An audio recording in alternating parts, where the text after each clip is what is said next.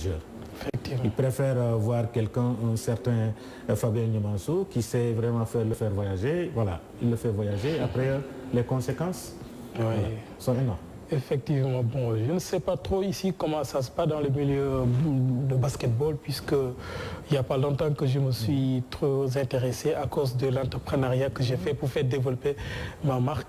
Mais c'est sûr que si les choses se faisaient très bien dans les règles de l'art comme dans le milieu sportif, ça allait certainement nous donner beaucoup plus de stars à la NBA et autres. Donc, parce qu'en tant que pays africain, on fait partie des meilleurs pays de basketball en Afrique.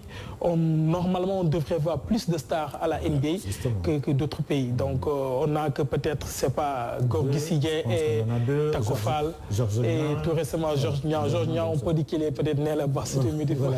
Mais les jeunes qui quittent ici et qui sont partis là-bas à cause du basketball, donc il manquait. Mais avec l'arrivée de... Je rappelle, Makhtar Ndiaye est le premier basketteur sénégalais à jouer. Oui, lorsque j'ai vu le profil, j'ai dit, bon, c'est la première fois d'avoir cette information. Mais je pense que l'avenir est très prometteur. Pourquoi? Parce qu'avec l'arrivée de Seed Academy, Seed Project, et je pense qu'eux, ils sont en train de faire un très bon travail professionnel. Je pense que Gorgui Sy-Dieng est issu de là-bas. Et donc l'avenir, on peut toujours espérer. Mais moi, ce que je veux, il faut qu'on ait...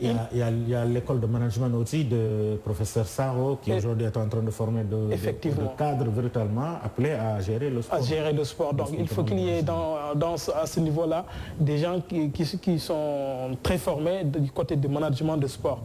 Et ça, c'est très important. Mais aussi, quelque chose qui est très important qu'il faut ici associer, mais l'organisation des compétitions, il faut aussi que ça soit très bien professionnel, surtout la compétition universitaire dont aussi nous sommes en train de mettre en place pour que ça soit utile pour ces jeunes, utile pour les universités, utile pour tout notre pays. Et justement, où en êtes-vous pour la compétition? C'est toujours le Covid-19 qui nous retarde, mais ça ne va pas se tarder, c'est pour bientôt l'ouverture de ce tournoi universitaire de basketball. Non, il faut respecter les mesures barrières. Voilà.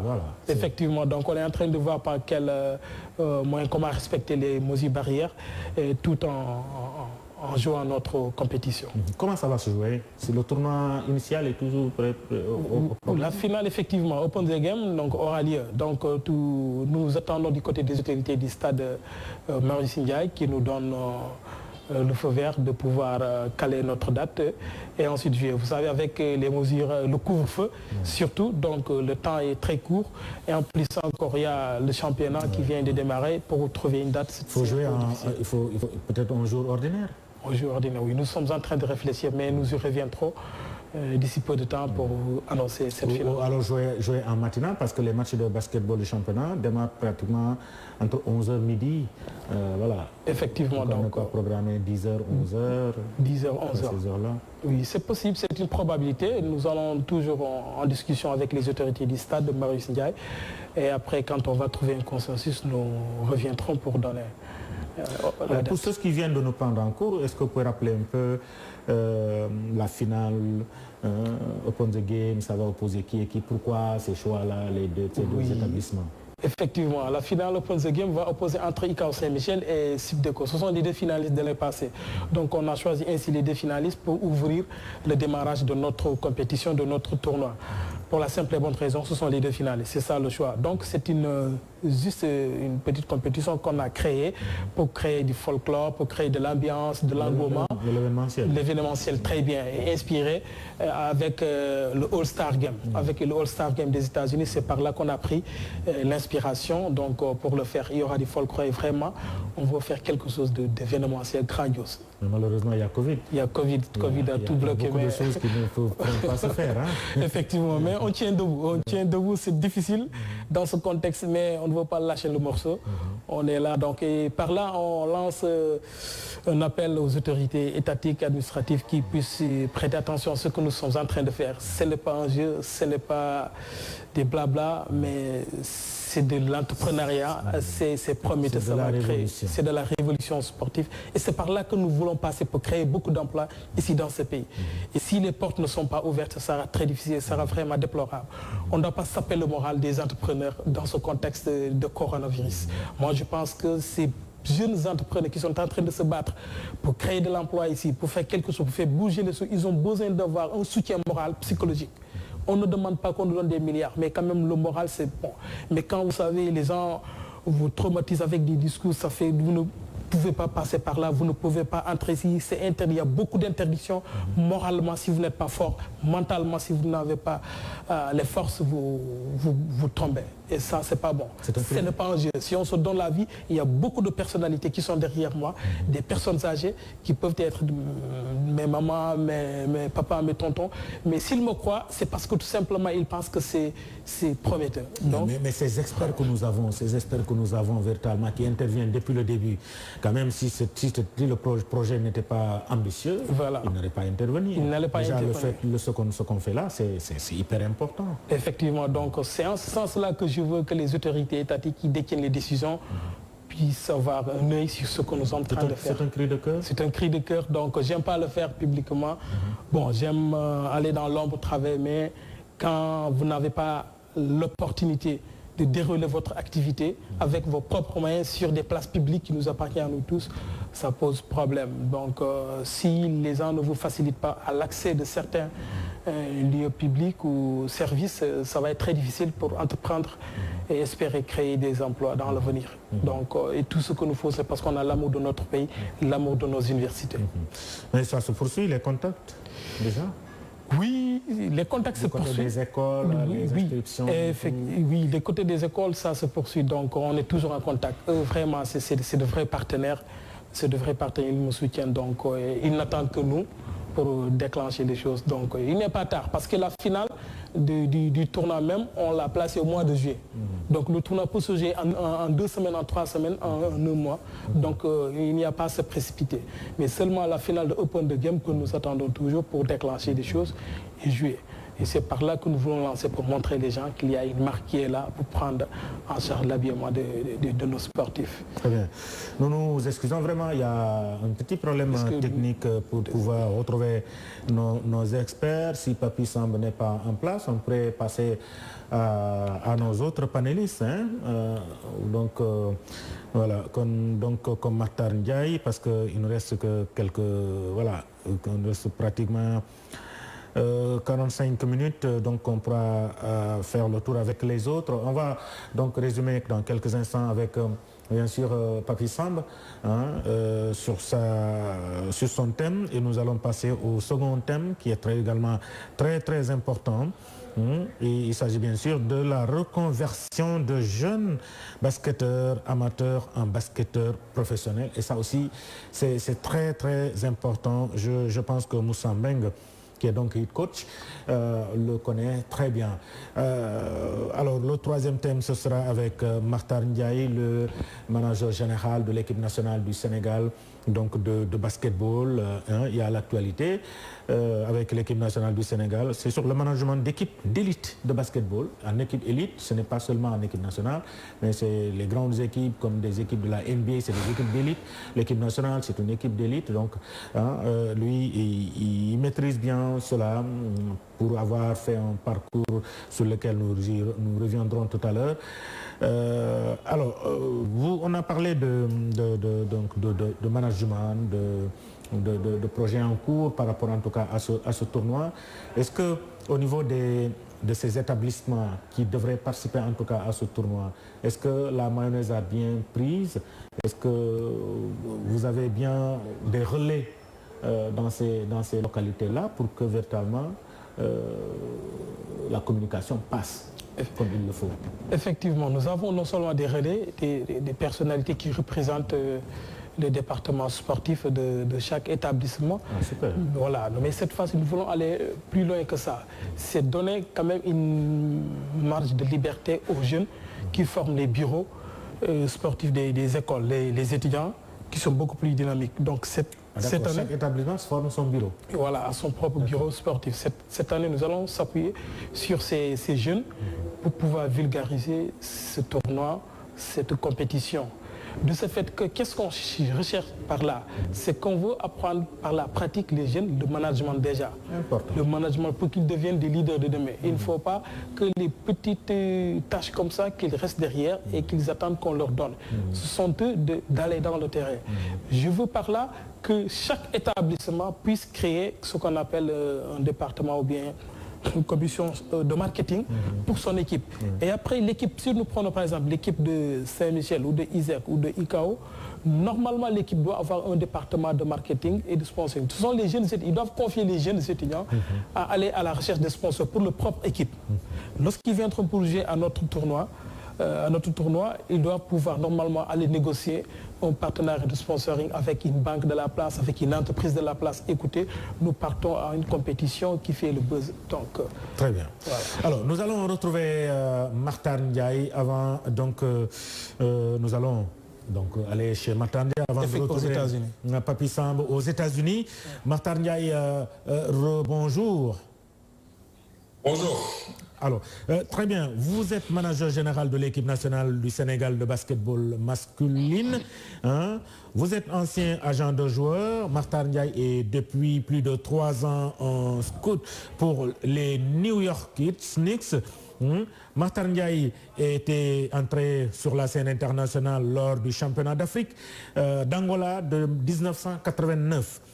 À l'âge de 17 ans, c'est encore par l'Angola qu'il en ressort après un autre banquet continental, à moins d'un autre revirement de dernière minute. Martin Ndiaye, premier basketteur sénégalais en NBA, va voir se terminer une idylle de 18 années avec l'équipe nationale du Sénégal.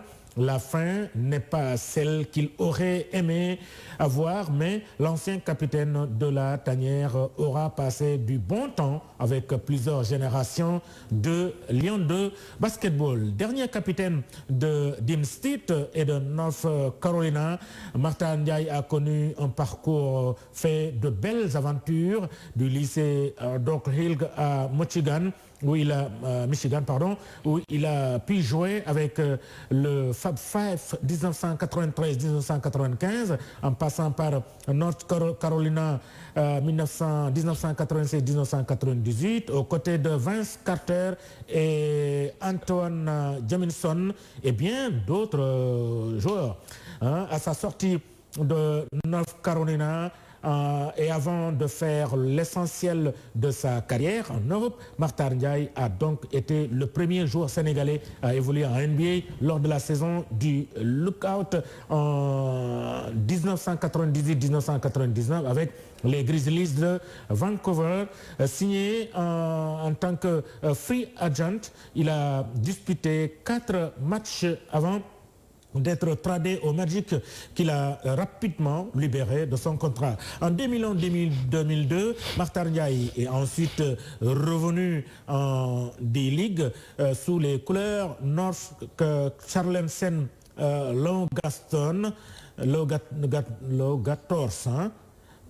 Même s'il n'a pas vraiment eu sa chance, Martin Ndiaye reste reconnaissant vis-à-vis de la franchise qui lui a permis de marquer l'histoire de son pays. En 2016, installé à Dallas depuis 3 ans, Martin Ndiaye, vous avez finalement laissé de côté votre ancienne casquette d'agent pour s'investir pleinement dans la mission que lui a confiée, que Steve Mills et Phil Johnson vous a en tout cas confié. Vous faites partie aujourd'hui de l'équipe de scout des Knicks. Un véritable parcours également de combattant, mais un parcours véritablement d'un jeune qui est pratiquement parti de rien. Martin Ndiaye, vous allez nous entretenir sur le management d'une équipe d'élite. Nous avons tout dit? Comme l'avait dit Papi tout à l'heure, vous avez très bien disséqué mon parcours. Merci. Et je vous en remercie. Merci beaucoup. Je vais parler de management parce que je pense que la perception de management en Afrique, en Europe et aux États-Unis diffère un peu. Parce que être general manager, par exemple, aux États-Unis en NBA, ça implique plus de choses que d'être general manager dans les autres pays. Parce qu'ici, on se focalise surtout sur tout ce qui est la franchise, tout ce qui tourne autour de la franchise. Okay. Les employés normaux joueurs de basket, en fait. C'est ça le general manager. Ici aux États-Unis, c'est le concept du general manager. Ok. Et il est différent. Tout ce qui est financé. Excusez-moi. Oui. Il est différent totalement de celui de l'Afrique. particulièrement celui du Sénégal. Totalement différent. Il est totalement différent, exactement. Okay. Parce qu'en Afrique, on a le concept de manager en Afrique est un peu plus l'organisateur, en fait. C'est surtout l'organisateur, celui qui s'occupe. Par exemple, moi, mon rôle en équipe nationale, c'est de voir avec les joueurs, en collaboration avec le sélectionneur, d'essayer de mettre une sélection sur place, de s'occuper surtout de la logistique, tout ce qui rime avec les voyages, l'hébergement. En quelque sorte, c'est ça. Alors qu'aux États-Unis, quand tu es général manager, non seulement tu t'occupes de ces deux aspects, mais aussi tu t'occupes aussi de la vision en fait de la franchise. Tu fais partie des décideurs de la vision de cette franchise, où la franchise va aller, c'est que vous voulez faire franchement pour progresser surtout, quoi. Alors qu'en équipe nationale, c'est totalement différent. Ici, on parle d'une saison qui dure sur 12 mois, 8 ou 12 mois, alors qu'en équipe nationale, c'est saisonnier en fait. C'est surtout c'est par compétition. Alors, on arrive, on essaie de mettre les meilleurs joueurs en place. On n'a pas de temps en fait pour mettre un long programme. C'est un programme à court terme, avec des ambitions bien définies. Alors que en Europe, par exemple, Papis pourra m'aider un peu. Alors, je crois qu'en Europe, le rôle de manager est aussi différent que celui des États-Unis et aux États-Unis aussi. Ouais, comme tu l'as dit, c'est complètement différent. En fonction du pays, de la division, de la ligue, le rôle du général manager, il est complètement différent. C'est vrai que ça se ressemble un peu plus à, je dirais bien entre guillemets, à la NBA parce que c'est une saison.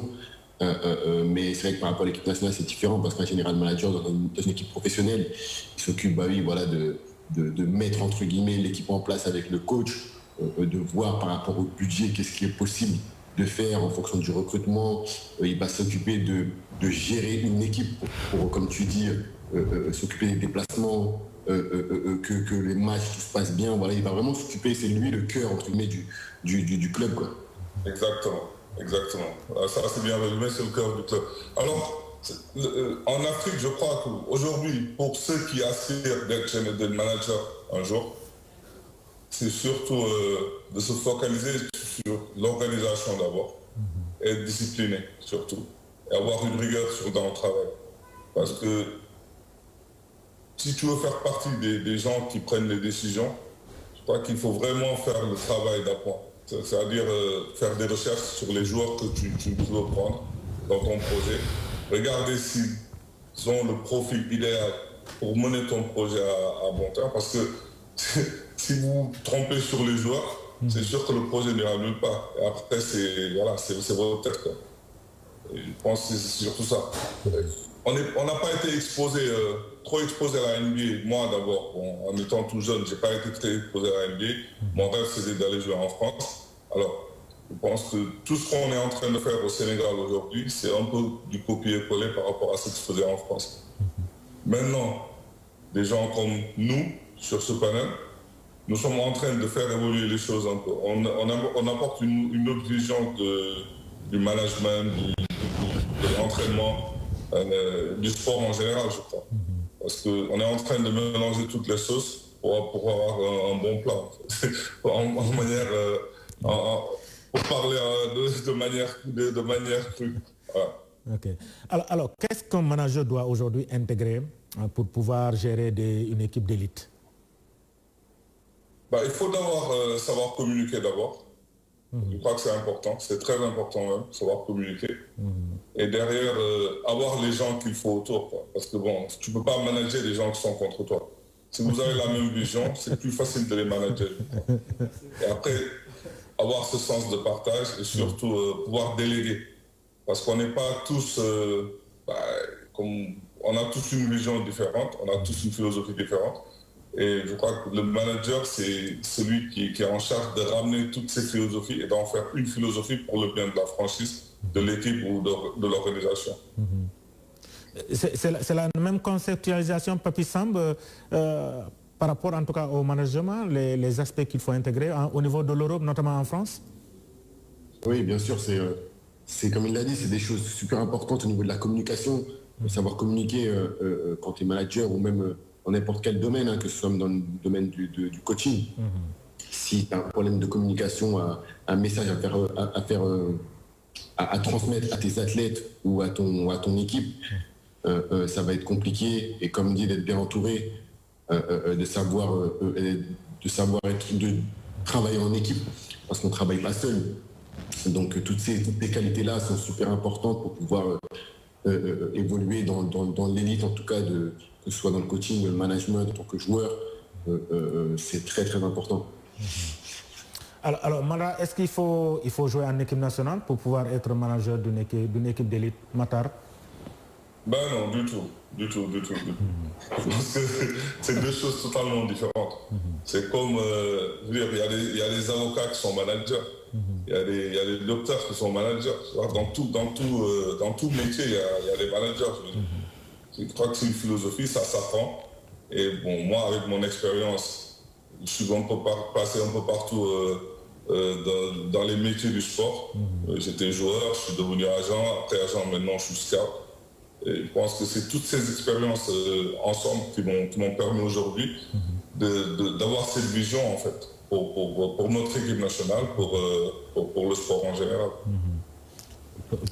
Oui, merci beaucoup M. Ndiaye et M. Samb pour ces interventions qui continuent. Moi, en tant que jeune Sénégalais, je suis entrepreneur, donc j'ai pratiqué le basket.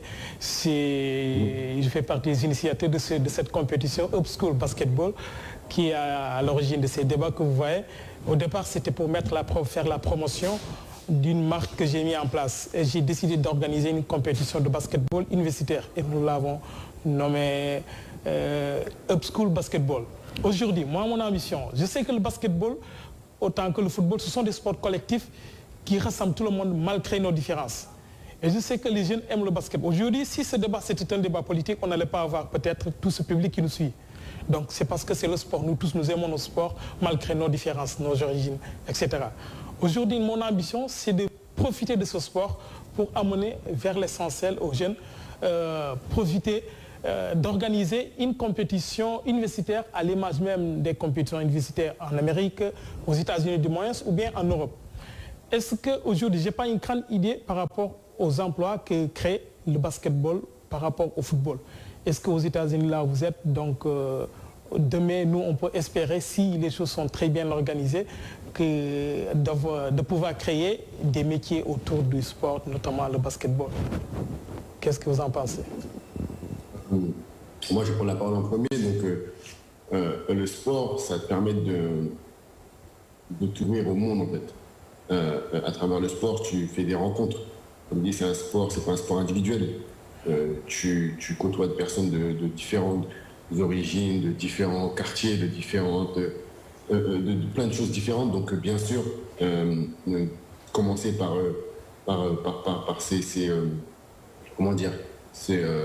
ces championnats universitaires, ça permet après de pouvoir créer des métiers derrière, parce que on ne peut pas tout faire tout seul. Donc quand on crée un championnat, il y a une organisation complète à avoir, et tout ça permet de pouvoir créer des métiers derrière et d'avancer surtout. Moi, le sport est devenu un business, en fait. Et comme tout business, il faut une organisation, il faut des hommes qu'il faut. Et c'est pas juste un business pour les sportifs. Parce qu'il faut un comptable, il faut un manager, voilà. Et il faut surtout une politique sportive. Parce qu'aux États-Unis, le sport est roi. Tout ce qu'on fait, il y a trop de choses qui tournent autour du sport. Effectivement. Alors que dans nos pays du tiers-monde surtout, les gens ont d'autres priorités, je crois. Je pense que le sport, il n'y a pas de politique sportive définie. Et on improvise surtout beaucoup. Et même si ce n'est pas trop le cas dans certains pays, il y a des pays où c'est plus organisé que d'autres. Mais en général, on improvise beaucoup par rapport au sport en Afrique, surtout. Alors il y a tellement de métiers qui gravitent autour du sport, mais il faut juste une organisation. Tout à fait, d'accord. Une seconde question, est-ce que dans nos rêves à long terme, est-ce qu'on peut espérer un partenariat avec les universités américaines ou bien françaises, avec nos universités sénégalaises ou nos établissements d'enseignement supérieur? Donc ça fait partie de nos projets à long terme, ne serait-ce qu'un partenariat où il y aura des échanges du domaine sportif, mais du domaine aussi pédagogique. Est-ce que vous êtes prêts à s'impliquer dans ce projet dans l'avenir? Voilà, ils sont encore repartis, quelques difficultés techniques. Alors c'est important en tout cas ce développement, c'est de montrer un peu la dimension que doit avoir aujourd'hui un manager de sport et de basketball en particulier. Parce que c'est une très bonne école, hein, ce qu'ils viennent de dire les deux, Papi Samb et Martin Ndiaye. Oui, c'est une très belle école et je pense que les universités ils doivent en profiter. Chaque webinaire, les étudiants, ceux qui sont dans les universités et les écoles de formation pour suivre ces webinaires et en profiter, prendre note, avoir des idées, comment orienter leur programme sportif et pédagogique. Et c'est très important, je le dis, il vient de le dire que le sport maintenant c'est un business. Ouais. Ce n'est pas le sport seulement venir zongler le ballon. C'est une grosse industrie. Voilà, donc on doit profiter, donc, tout le monde doit être impliqué dans ce projet, donc l'avenir est prometteur. Donc ce n'est pas quelque chose du tic au tac qu'on doit obtenir des résultats. Mais je sais que dans l'avenir, ça peut créer des emplois. Il y a beaucoup de métiers qui tournent autour du sport. Donc il y a le digital, il y a le management, il y a la communication, il y a l'industrie textile, etc., etc. On ne peut pas finir de citer, mais c'est une très bonne école, comme vous venez de le dire. Oui. Et puis il a mentionné un point très important, tous les deux d'ailleurs, c'est justement, il ne s'agit pas d'être un ancien basketteur pour pouvoir être un manager de basket. Oui. Il ne s'agit pas d'être un ancien sportif pour pouvoir être un manager de sport. Oui. Il s'agit d'intégrer véritablement certains aspects qui font aujourd'hui, que ce soit dans d'autres entreprises, que ce soit dans le sport, pour pouvoir être vraiment un véritable manager. Oui, ça s'apprend. Ça s'apprend, effectivement, ça s'apprend et c'est dans le terrain. Donc vous allez apprendre, vous tombez, vous faites des fautes, des échecs, ainsi de suite. On apprend au fur et à mesure dans la vie. Pour être manager, vous n'avez pas besoin d'être spécialiste de ce domaine. Donc les vrais spécialistes, ce sont ceux qui sont certes être sur le terrain opérationnel. Moi, je ne suis pas un basketteur, mais je me débrouille, je tombe, je fais des erreurs, on me corrige, etc. Donc c'est une entreprise, comme toute entreprise dans la vie. Vous voyez des gens qui sont qui ont créé des entreprises de pétrole et pourtant ils n'y connaissent rien du tout dans le domaine du pétrole. Donc dans le domaine de BTP, quelqu'un qui manage son entreprise et pourtant il ne connaît pas donc grande chose dans ce domaine. Mais c'est un management. Comment organiser, comment gérer une équipe à un but bien déterminé jusqu'à avoir des résultats. C'est tout simplement ça. Et nous... Et vous êtes déjà sur le bon tempo, comme on dit. Hein? Bon, Dieu merci. Maintenant, il ne faut pas lâcher en cours de route. Hein?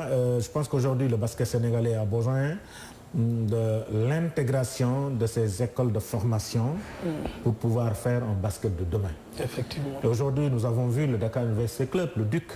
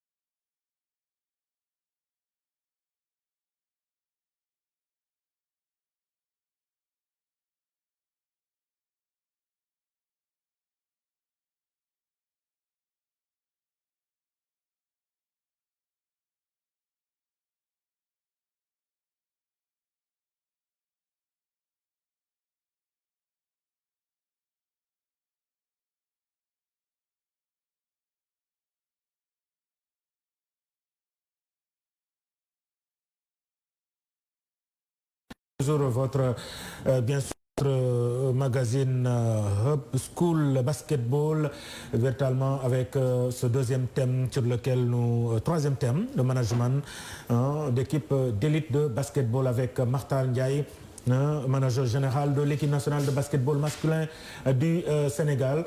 Mais également, nous avons Papis Samb également, mais aussi le deuxième thème, c'est avec bien sûr, donc ce sera pour tout à l'heure. Hein. Voilà, justement, on va attaquer le deuxième thème, la reconversion des jeunes basketteurs amateurs en basketteurs professionnels. C'est important. Nous avons donc pour cela Moussa Mbeng. Moussa Mbeng, bonjour. Bonjour, monsieur. Ah, très bien. D'abord, je vais dire je suis très content d'être là, de participer à votre émission et qui est un thème vraiment important pour la jeunesse africaine, la jeunesse sportive et surtout le basket. Très bien. Parlant de l'amateur professionnel, d'un joueur ou bien d'un athlète, c'est pratiquement le même sur tous les sports, que ce soit le football, le tennis, le basket, l'athlète et tout. Donc, la seule différence entre un amateur et un professionnel, c'est la différence qu'on fait de prendre le choix et les sacrifices. Pourquoi un professionnel doit être vraiment organisé. Pour avoir un carrière professionnelle, il y a un travail personnel que tu dois faire et un autre travail qui constitue à propos du ligue ou bien c'est pas du niveau dont tu évolues. Je vais d'abord commencer avec le travail personnel. Ce n'est pas un salaire qui te dit que tu es un professionnel ou pas. C'est une mentalité, un mindset que tu as depuis le bas âge ou bien depuis que tu commences le rêver d'être professionnel. Il faut d'abord commencer à avoir un but parce que les gens disent avec le basket, NBA, NCAA, mais ce n'est pas les seules ligues ou bien les seules opportunités du basket. Tout le monde ne peut pas aller au NBA. Tout le monde ne peut pas aller à NBA passant par la NCAA ou bien par draft. Donc, chacun doit savoir selon là où il est, quel est mon chemin possible que je peux aller à mon maximum. Ça, c'est d'avoir un but. Après le but, il faut avoir un environnement. Parce que avoir une carrière professionnelle, c'est quelque chose, quoi. C'est comme investir dans... Toute ta vie, tu investis sur quelque chose. Toute ta vie. Parce qu'à l'école, quand on était gamin, on n'essaie pas d'être premier en classe. Parce qu'on doit travailler le soir et le matin, aller en place, faire des workouts avec le ballon et des tirs. Donc, on ne peut pas être le premier en classe. Tout ce qu'on devait faire, c'est avoir la moyenne et passer. Donc, il y a un environnement que toi-même, tu dois t'y mettre. Et aussi, tu dois éviter beaucoup de choses qui peuvent dégrader ta santé, comme fumer et tout ça. Donc, c'est un sacrifice d'environnement. Après, tu dois avoir un plan. Qui je suis pour l'instant et qui je veux devenir? Où est mon point maximum? Est-ce que moi, mon âge, ma taille, mes capacités et tout ça, est-ce que je peux aller jusqu'à NBA? Peut-être, peut-être pas. Si je veux aller à NBA, comment aller à NBA? Draft ou pas draft? Si je ne peux pas aller à NBA, est-ce que je peux aller à la Liga? Comment aller à la Liga? Parce que beaucoup de jeunes ne savent pas que signer une carrière professionnelle ne se base surtout pas uniquement sur le talent. Il y a d'autres choses. Il y a d'autres choses. Parce que là où tu évolues, tu dois avoir des coachs. Malheureusement, en Afrique, au Sénégal, le coach, il est tout. Hein. Il est le préparateur physique, il est le trainer, il est le médecin, il est le psychologue, il est tout. Alors que c'est différent. Il a parfaitement raison, oui. Et c'est différent. Tu peux pas être bien avec les dribbles, maniement de ballon, ball handling, et tu n'as pas un trainer qui est beaucoup plus efficace que toi sur les dribbles. Tu peux pas, parce qu'il faut avoir quelqu'un qui est beaucoup plus efficace, qui fait les gestes et les moves avec les détails. Quand tu fais une erreur, il doit la balle est trop haute. Non, la balle ici, les pieds, mouvement de pieds, jeu de jambes et tout ça. Donc il faut avoir quelqu'un plus efficace que toi pour t'apprendre à cela. Préparateur physique, il faut avoir quelqu'un qui connaît le corps. Pas juste... Parce que nous, on a tendance... Moi, je me disais, ce qui ne te tue pas te rend plus fort. Non, c'est faux, ça. Il y a des choses qui ne te tuent pas, mais ça te rend plus faible. Oui, absolument. Ouais, parce que moi, à 17 ans, je faisais des squats de 120 kilos, 115 kilos. À mon âge, je ne devrais pas. 2 ans après, j'ai eu des problèmes de tibia, de genoux qui ne soignent pas. Parce que je n'avais pas un médecin qui me limite, qui me montre les positions, et la forme, comment je dois descendre, comment je dois remonter, tout ce que j'ai besoin. Je n'avais pas. Donc, on n'a pas de connaissance, de knowledge. On ne sait pas ce qu'on fait. Tout ce qu'on sait, c'est quand c'est dur, c'est bien. Quand on galère, c'est bien. Et ça, ce n'est pas bon. Il faut de l'organisation dans tout ce qu'on fait. De l'organisation et une connaissance. Et nos coachs, de saluer le coach de leur travail, de leur sacrifice.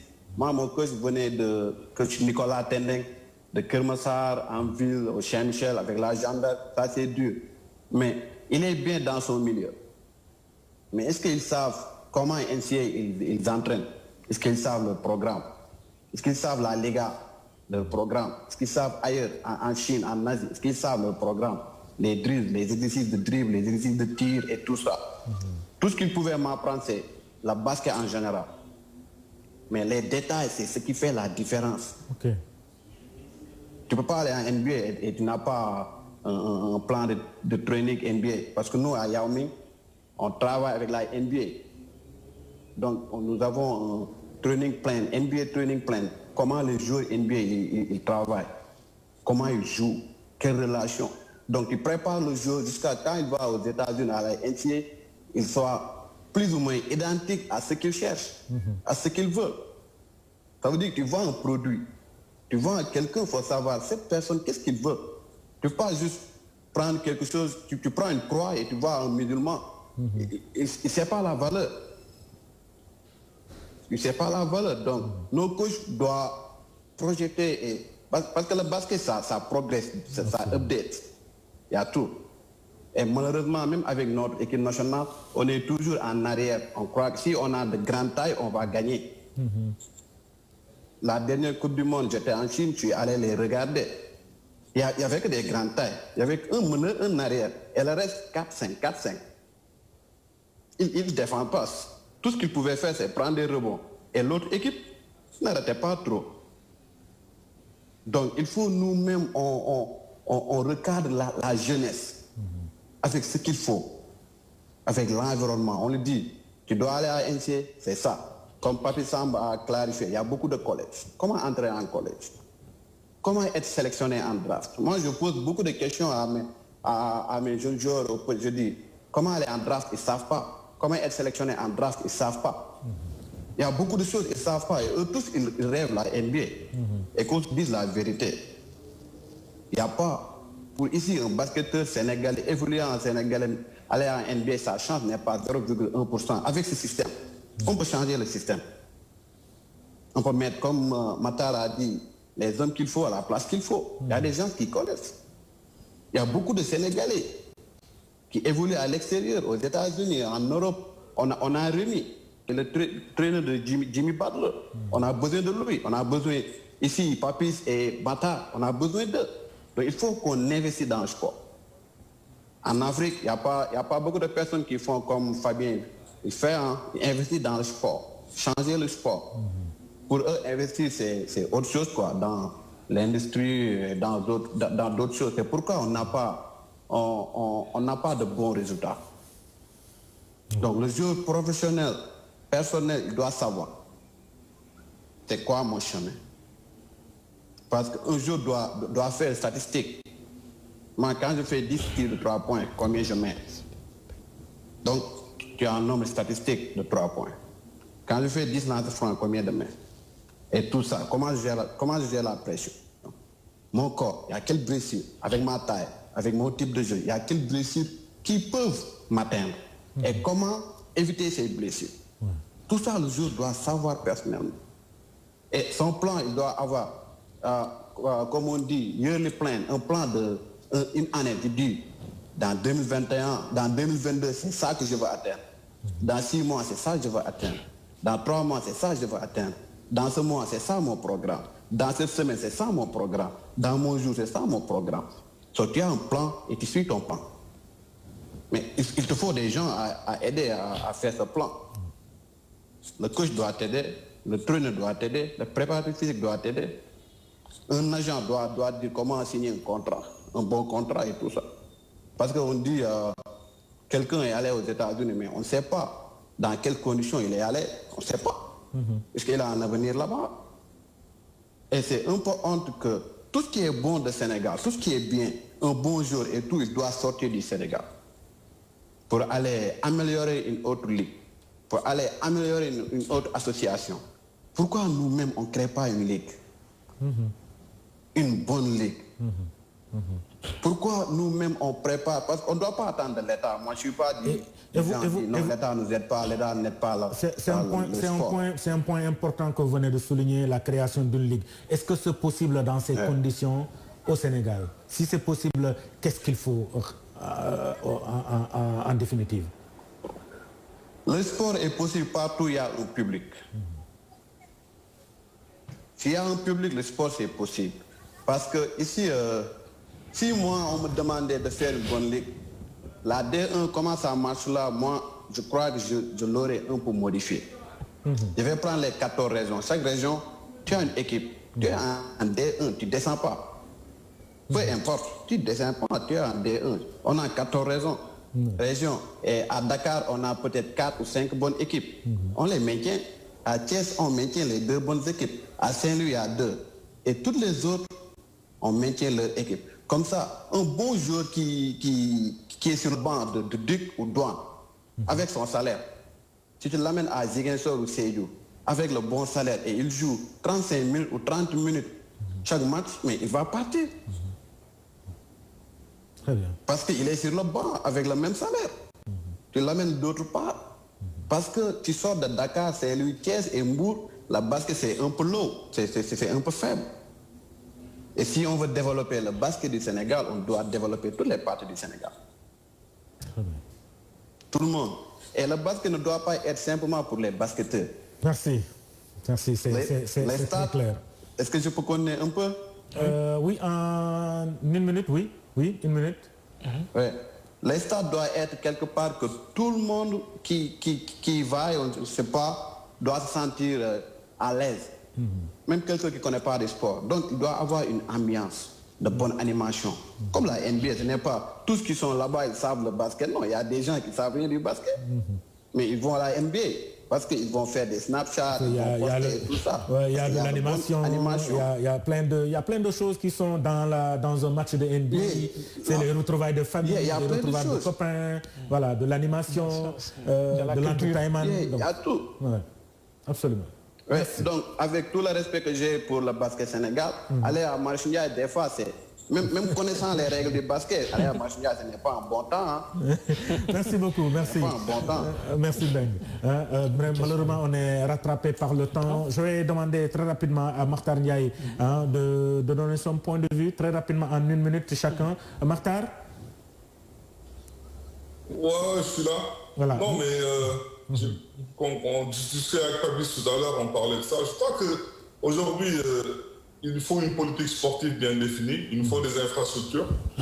Parce que quand on parle de basket au Sénégal, 85% des joueurs aujourd'hui viennent des régions et il n'y a pas d'infrastructure adéquate dans les régions. Et je pense que le focus doit être surtout là-bas. Essayer de développer le basket dans l'intérieur du pays, surtout. Et mettre une politique en place pour le sport en général. Parce qu'il faut des moyens et apparemment on n'en a pas trop en Afrique. Parce que si on voit le budget du ministère du Sport, qui n'est même pas 1% du budget national, je crois qu'il y a beaucoup d'efforts à faire, quoi. Mais je loue d'ailleurs le travail des gens qui sont derrière, des gens qui sont au pays, qui malgré les maigres moyens s'attellent à former, continuent de travailler. Et ça, c'est respect à eux, quoi. Voilà. Très bien. Alors, Papi Samb, réaction par rapport en tout cas à ce que vient de dire M. Mbeng? Ouais, moi je suis d'accord avec ce qu'il dit, dans le sens que tout ça vient aussi de l'investissement qu'on doit avoir sur le basket sénégalais. Les temps avancent et pour que le basket avance, l'évolution dans les infrastructures, c'est la première chose pour pouvoir qu'un jeune puisse s'entraîner correctement dans de bonnes dispositions. être bien entouré de ses coachs et mettre un peu plus de, comme on parlait tout à l'heure, de création d'emplois, créer des emplois, que ce soit pour des préparateurs physiques, pour qu'il y ait un peu plus de suivi sur les jeunes, pour savoir comment bien s'entraîner, etc. Et tout ça, c'est vraiment, ça parle de l'investissement en fait, que l'investissement qu'il doit y avoir dans le sport. Et c'est ce qui va aider à l'évolution du basket et surtout à l'évolution du pays. C'est super important. Comment ça s'appelle Moussa Mbeng a souligné un aspect important, c'est-à-dire c'est l'environnement autour du joueur, celui qui veut devenir véritablement un joueur professionnel. Est-ce que cet environnement-là est indispensable aujourd'hui aux joueurs? Papis, hein? Oui, cet environnement, c'est pour Papis? Ok. Bien sûr, l'environnement du jeune. Après, les jeunes ne peuvent pas forcément avoir quelqu'un à ses côtés tout le temps pour pouvoir l'aider. Ça, c'est sûr. Mais avoir de bons conseils déjà et sur la façon de comment s'entraîner, comment faire les choses correctement, c'est très important.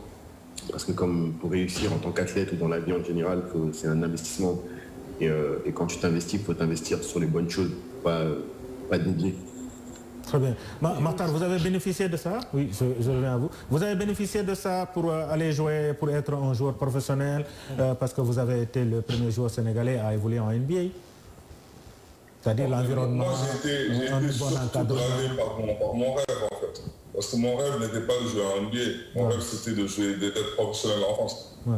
Parce que les gens mes repères, en fait, c'était des gens qui jouaient en France. Les Bengali Kaba, les Abdou Ndiaye, les...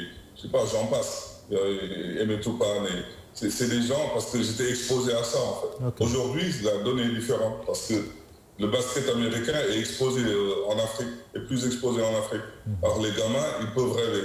Aujourd'hui, il y a Gorgui Bien, il y a Taco Fall, je veux dire, les gamins, ils ont un repère, ils ont un point d'ancrage. C'est comme au foot où il y a Sadio Mané, les LH, tout. Je crois que maintenant, c'est plus facile en fait de réaliser tes rêves que ça a été moi en montant.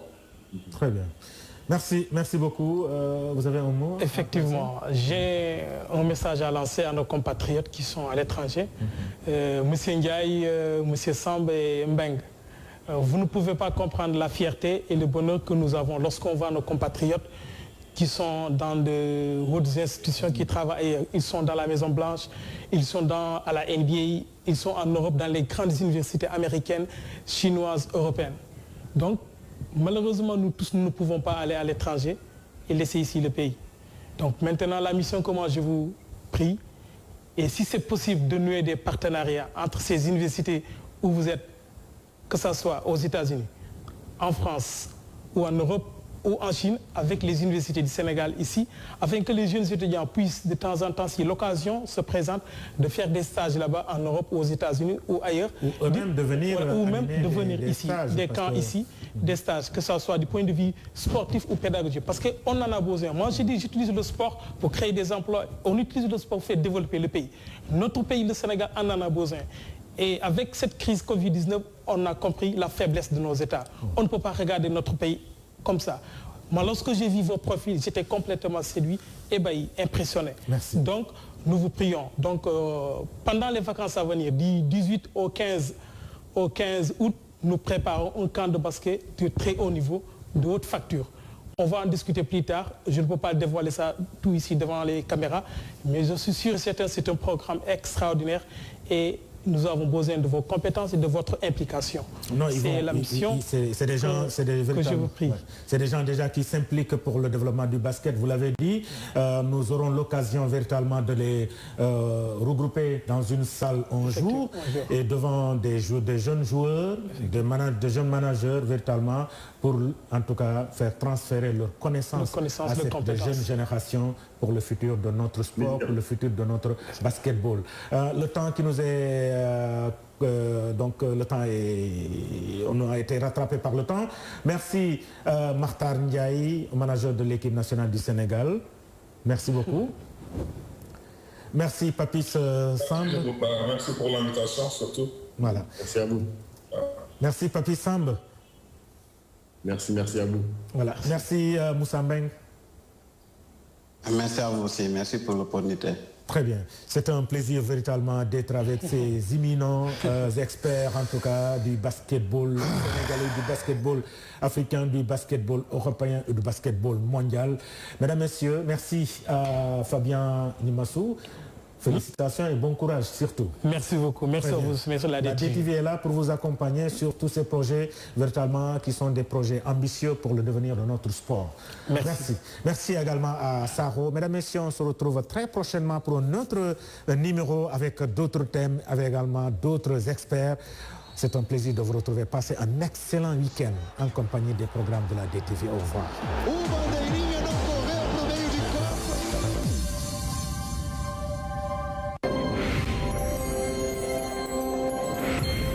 DTV, vivez la magie de la télé.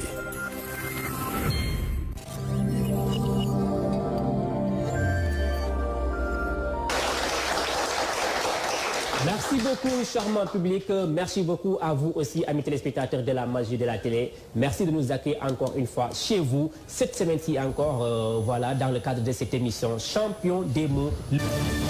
Pour commencer, la première syllabe, c'est la syllabe LU. L. Oui. U. X. E. Allumette. Farfelu.